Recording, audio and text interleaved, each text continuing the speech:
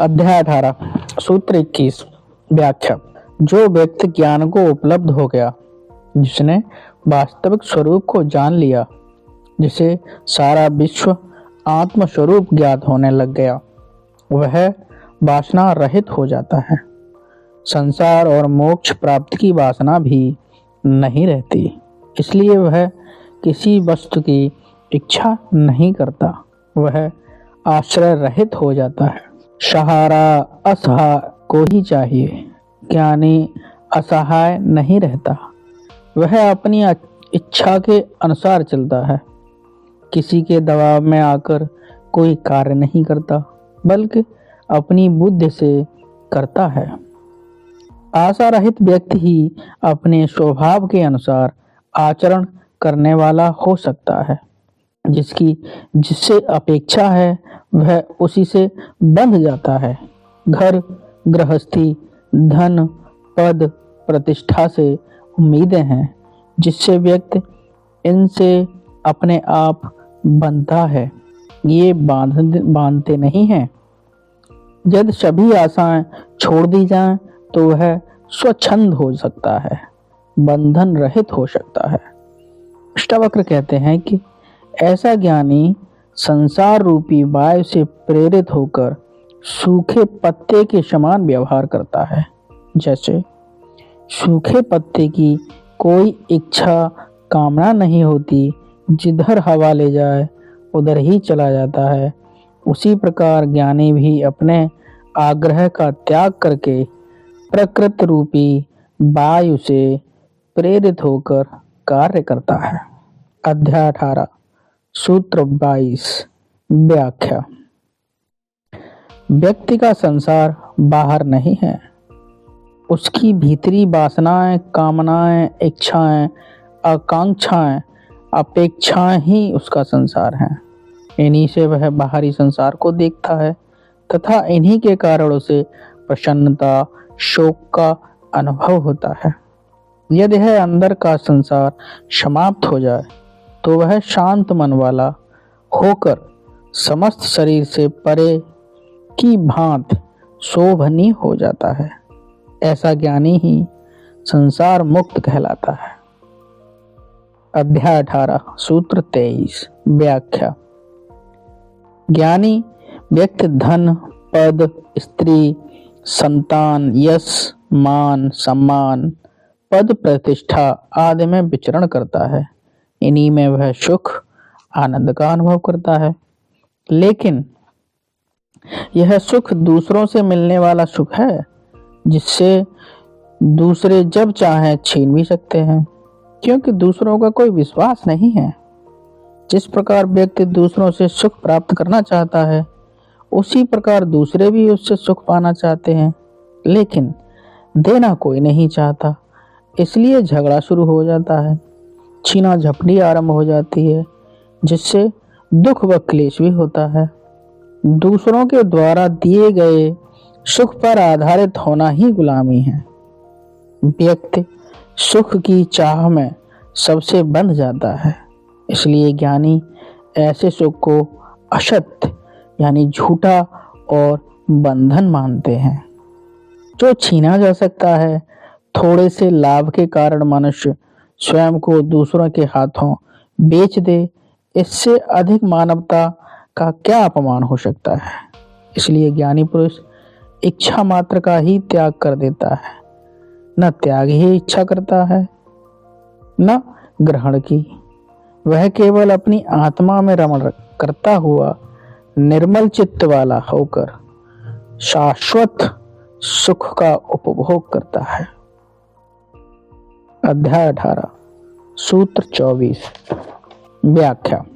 मान और अपमान की भावना अभिमान के कारण होती है। जिसका अभिमान जितना अधिक होगा, मान अपमान की भावना उसमें उतनी ही ज्यादा होगी। छोटे व्यक्तियों में अभिमान अधिक तीव्र होता है, इसलिए उनके सामने प्रत्येक क्षण मान सम्मान का प्रश्न बना रहता है। लेकिन ज्ञानी शून्य चित्त वाला होता है, इसलिए सभी कर्म सरल स्वभाव से करता है। उसके कोई भी कार्य मान अपमान की दृष्टि से नहीं होते, क्योंकि वह न प्रशंसा व इनाम की आशा करता है, न अपमान से प्रभावित ही होता है। उसके कर्म बच्चों के समान दोष रहित होते हैं। अध्याय 25 व्याख्या। पिछले सूत्र में सहजता की बात कही गई है। सहजता सापान नहीं होती, अचानक ही होती है। यह बोध का परिणाम है। ज्ञान को इसलिए शास्त्रों में परम पवित्र कहा गया है। ज्ञान का अर्थ है सब कुछ स्पष्ट दिखाई देना, भ्रम में घुल मिल जाता है। दृश्य ज्ञान में सब स्पष्ट दिखाई देता है, जो जैसा है वैसा ही है। महर्षि अष्टावक्र कहते हैं कि चिंतन करने वाला तत्वज्ञानी स्पष्ट देखता है शरीर और आत्मा के धर्मों को।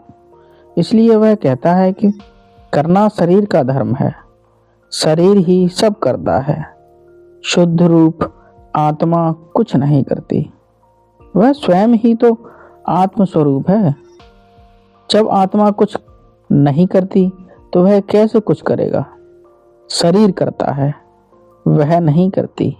इस प्रकार शारीरिक दृष्टि से सब कुछ करता हुआ भी आत्मदृष्टि या वह कुछ नहीं करता, इसे वह स्वयं जानता है। फिर वो जो उसके जैसा होता है या फिर वो जो उसके जैसा होता है। अध्याय 18 सूत्र 26 व्याख्या। ज्ञानी की पहचान ज्ञान से होती है, कर्म से नहीं। मुक्त भी ज्ञान से ही होती है, कर्म करके कोई मुक्त नहीं हो पाया है। सभी कर्मों का आधार शरीर, मन और अभिमान है, जिनके रहते सारे कर्म बंधन ही हैं। लेकिन ज्ञानी आत्मा में जीता है, जिनसे इसके समस्त कार्य नाटक के समान तथा स्वभाव से होते हैं। वह उनमें लिप्त नहीं होता। इसलिए ज्ञानी की पहचान उसके वचनों से होती है कि वह क्या कहता है। उसके वचन ही सत्य होते हैं, लेकिन उसके कर्म उनसे भिन्न हो सकते हैं। ज्ञानी साधारण व्यक्ति के समान ही खाता पीता है, व्यवहार करता है, लेकिन वह असामान्य है। इसके विपरीत अज्ञानी असामान्य कार्य करता हुआ भी सामान्य ही है। गिद्ध बहुत ऊंचा उड़ता है, लेकिन उसकी दृष्टि मुर्दे पर ही होती है। बगुला भी एक पैर पर खड़े रहकर बड़ी तपस्या करता है, लेकिन उसकी दृष्टि भी मछली पर ही होती है।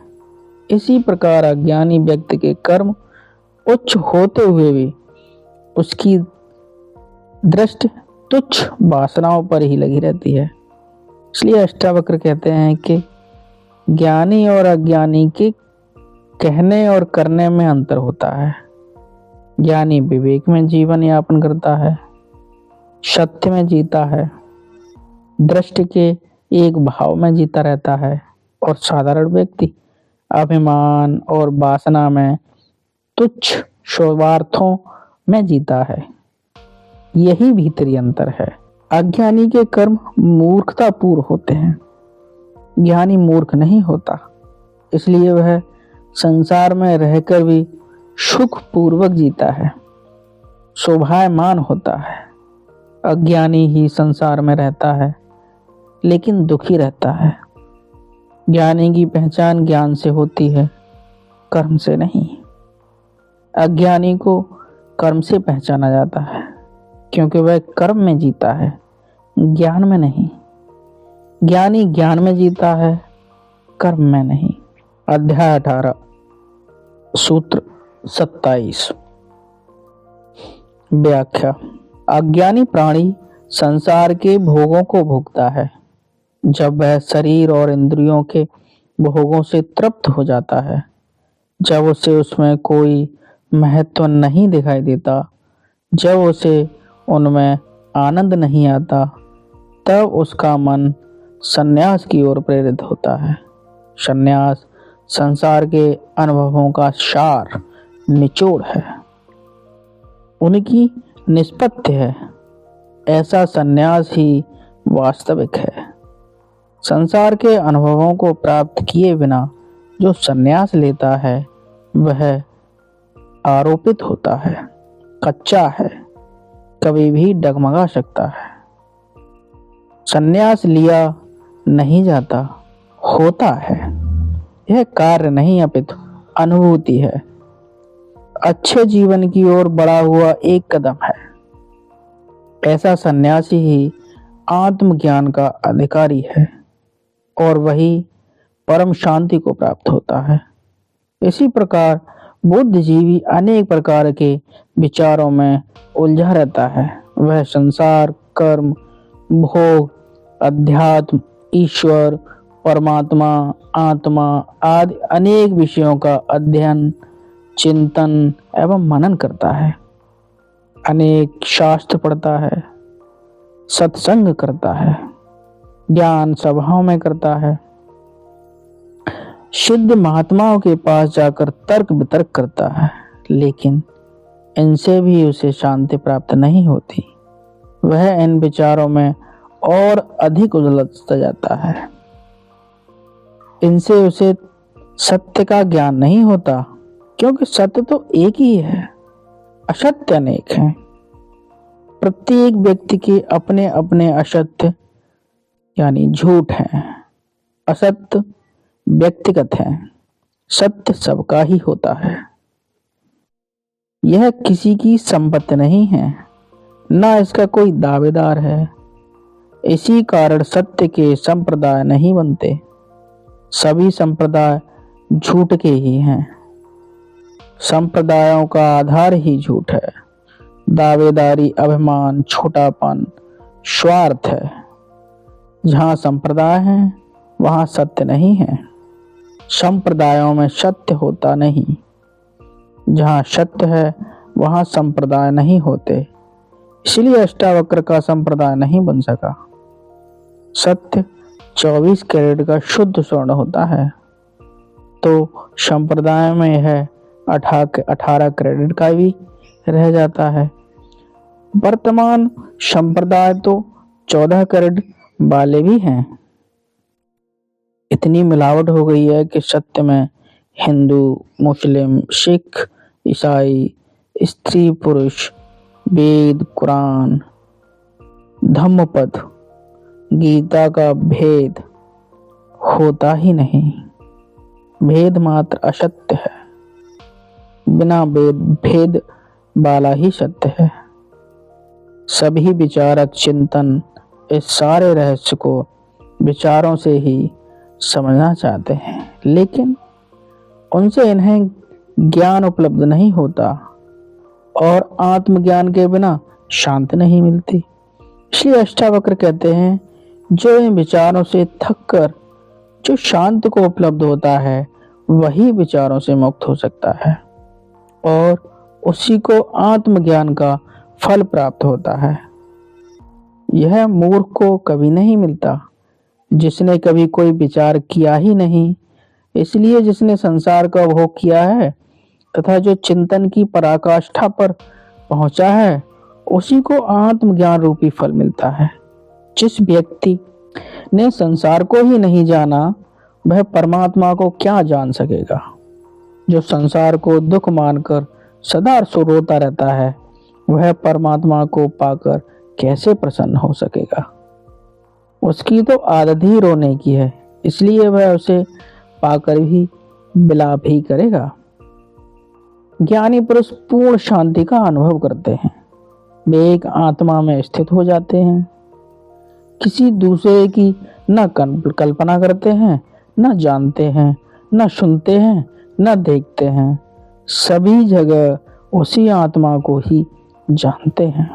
अध्याय 18, सूत्र 28, व्याख्या। चित्त की व्याकुलता से ही भावनाएं जन्म लेती हैं। ये ही विक्षेप, अशांति का कारण होते हैं। मन की बुराइयों को शांत करने के लिए समाधि का आयोजन किया जाता है। ज्ञान प्राप्ति की इच्छा रखने वाला ही चित्त की बुराइयों पर नियंत्रण करने के लिए समाधि का सहारा लेता है। लेकिन ज्ञानी के सारे गुण दोष नष्ट हो जाने से वह भावना रहित है, उसे समाधि की कोई आवश्यकता ही नहीं है। ऐसा ज्ञानी मुमुक्ष यानी ज्ञान की इच्छा रखने वाला भी नहीं है और ना ही ज्ञान की इच्छा न रखने वाला है, क्योंकि उसने वह सब पा लिया जिसे पाने के लिए अनेक प्रकार के साधनों की आवश्यकता होती है। वह संसार को कल्पना मात्र मानते हुए सदैव ब्रह्म स्वरूप में रहता है। अध्याय 18 सूत्र 29 व्याख्या। अभिमान ही मूल पाप है। इसी से व्यक्ति अपने को परमात्मा से अलग मानता है। इसी से उसमें कर्तापन यानी करने वाला का भाव उत्पन्न होता है। इसी कर्ता भाव के कारण वह कर्म के परिणामों को भोगने वाला होता है।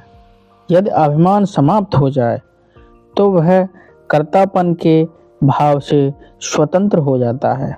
फिर वह सभी कार्यों को ईश्वरी मानकर करेगा, अपने को साधन मात्र समझेगा। आत्मज्ञानी ही ऐसा समझता है कि ये कर्म शरीर के द्वारा किए जा रहे हैं। मैं आत्मा हूँ, शरीर नहीं हूँ, इसलिए ये कार्य मुझसे नहीं हो रहे हैं। ऐसा ज्ञानी अभिमान रहित होने से कर्म करता हुआ भी नहीं करता है। वह उनके कर्मों का भोगी भी नहीं होता।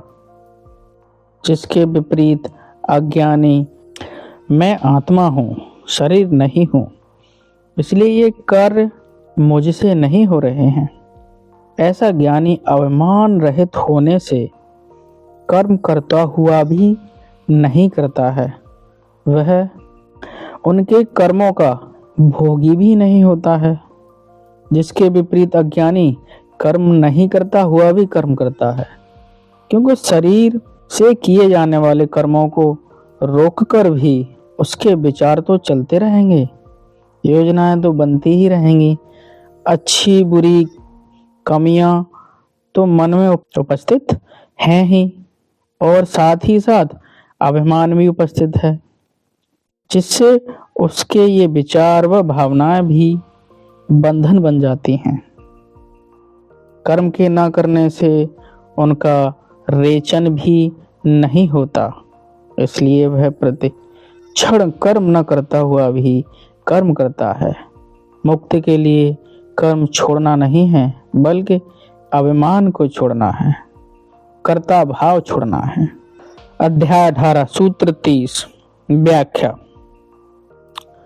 मुक्त पुरुष का हृदय पूर्णतः शांत हो जाता है, सभी प्रकार के संघर्षों से रहित हो जाता है, जिससे वह क्रोध रहित, संतोष रहित, कर्तव्य रहित, आशा रहित और संदेह रहित हो जाता है।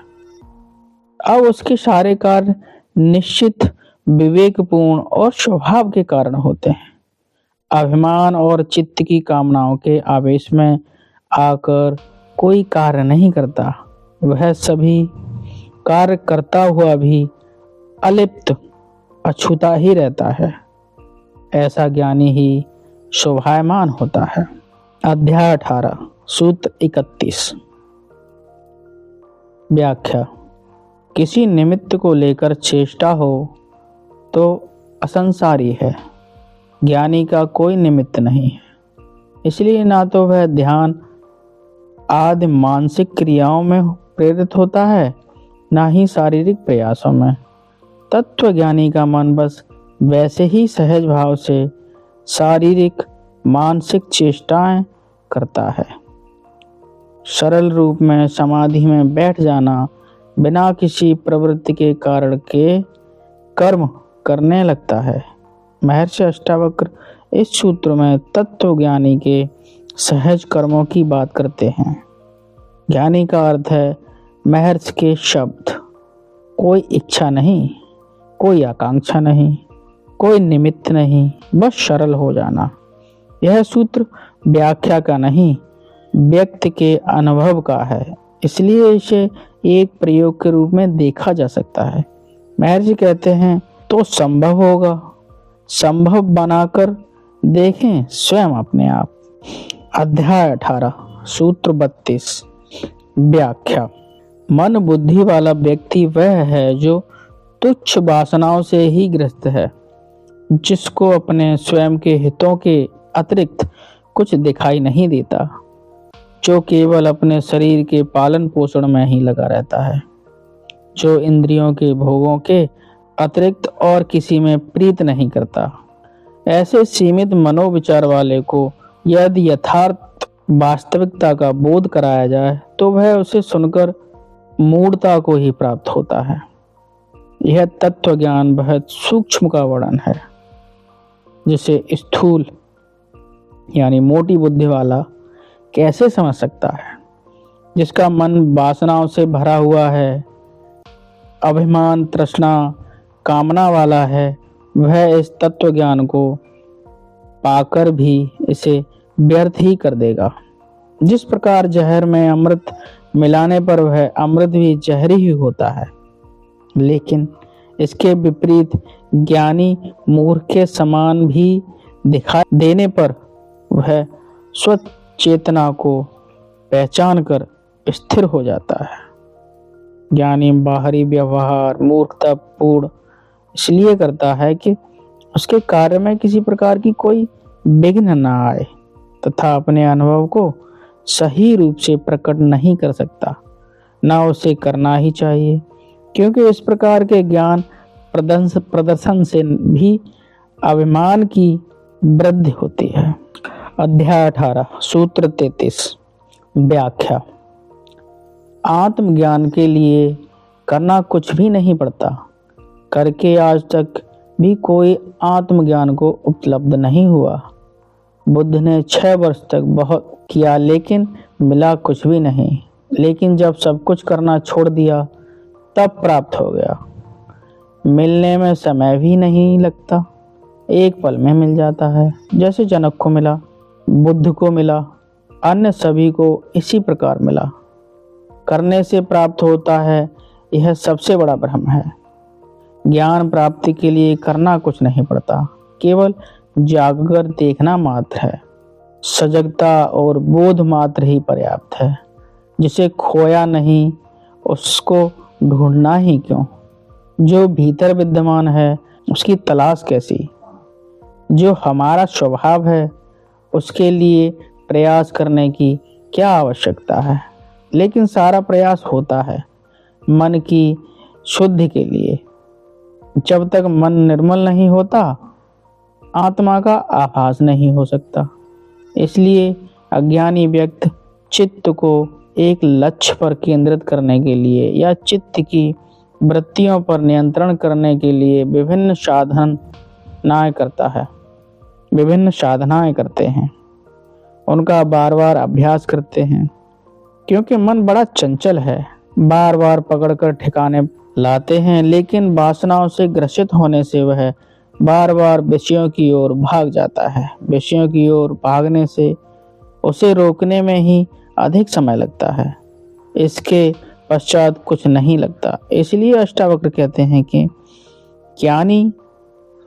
अज्ञानी व्यक्ति मन की एकाग्रता या नियंत्रण के लिए बहुत से अभ्यास करता है, लेकिन जिसकी समस्त बुराइयां शांत हो गई हैं उसे कुछ भी अभ्यास करना नहीं पड़ता।